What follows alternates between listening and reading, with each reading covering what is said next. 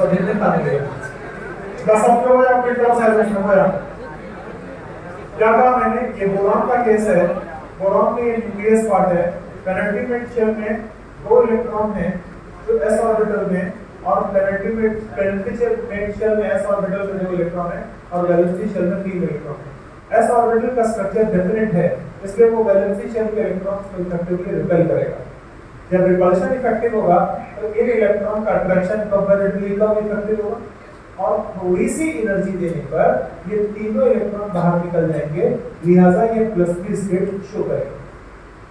इसलिए boron +3 state दिखाता है। एल्यूमिनियम में पेनिट्रेट शेल में p ऑर्बिटल है, वैलेंसी शेल के 3 इलेक्ट्रॉन को ये भी इफेक्टिवली रिपेल करेगा, अतः इन 3 इलेक्ट्रॉन का न्यूक्लियर अट्रैक्शन इफेक्टिव नहीं होगा, क्योंकि रिपल्शन इफेक्टिव है। इसलिए थोड़ी एनर्जी देने से ये तीनों इलेक्ट्रॉन बाहर निकलेंगे, ये भी +3 स्टेट शो करेगा। पर गैलियम में पेनिट्रेट शेल में d ऑर्बिटल होता है जो डिफ्यूज्ड है, वैलेंसी शेल में 3 इलेक्ट्रॉन्स हैं, 2 इलेक्ट्रॉन s ऑर्बिटल में हैं, 1 इलेक्ट्रॉन p ऑर्बिटल में। डिफ्यूज होने के कारण ये वैलेंसी शेल को रिपेल नहीं कर पाता इफेक्टिवली, इसलिए वैलेंसी शेल के इलेक्ट्रॉन का न्यूक्लियर अट्रैक्शन s का ज्यादा और p का कंपैरेटिवली कम होता है, क्योंकि वो थोड़ा दूर है। s ऑर्बिटल फुली फिल्ड है, स्टेबिलिटी ज्यादा होती है, p ऑर्बिटल पार्शियली फिल्ड है, स्टेबिलिटी कंपैरेटिवली इसकी कम।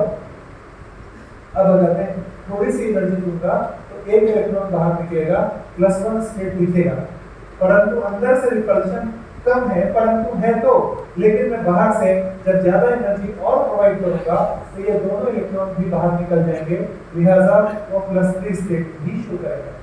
परंतु थैलियम के ऐसा ही इंडियम में भी होगा, जैसा गैलियम में होगा ऐसा ही इंडियम में होगा, क्योंकि इंडियम में भी d ऑर्बिटल ही है।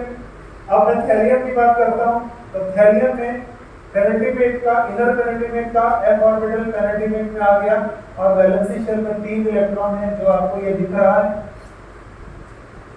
अब f ऑर्बिटल बिल्कुल भी रिपेल नहीं करेगा और इसका न्यूक्लियर अट्रैक्शन बहुत ज्यादा बढ़ जाएगा, s का अट्रैक्शन ज्यादा होगा, p का अट्रैक्शन कंपैरेटिवली कम होगा। रिपल्शन है नहीं, अट्रैक्शन ही अट्रैक्शन है, उसमें s का ज्यादा है, p का कम है।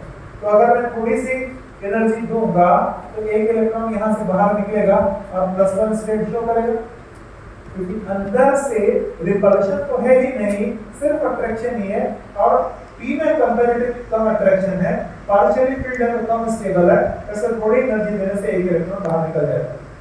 अब चाहे मैं इसमें जितनी भी मर्जी एनर्जी दे दूं, ये पेयर ऑफ इलेक्ट्रॉन बाहर नहीं निकल सकता। ये pair of electron inertness show करेगा, किसी केमिकल रिएक्शन में पार्टिसिपेट नहीं करेगा। वैलेंसी शेल का ये पेयर ऑफ इलेक्ट्रॉन जो इनर्टनेस शो कर रहा है f ऑर्बिटल के पुअर शील्डिंग की वजह से, को हम इनर्ट पेयर इफेक्ट कहते हैं। ये p ब्लॉक एलिमेंट का प्रोमिनेंट कैरेक्टर है। ऊपर से नीचे आने पर लोअर ऑक्सीडेशन स्टेट ज्यादा होता है, स्टेबल होता है, ज्यादा स्टेबल होता है। अगर मैं आपसे ये पूछूं कि बोरॉन में +3 स्टेट है और थैलियम में +3 स्टेट है, कौन ज्यादा स्टेबल होगा, तो बोरॉन का +3 ज्यादा स्टेबल होगा।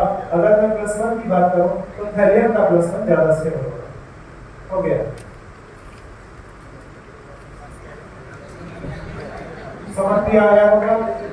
इनर्ट पेयर बहुत इंपॉर्टेंट है, मैं इसके क्वेश्चन आपको लिखा रहा हूं, अब आपको समझने को पड़ता है।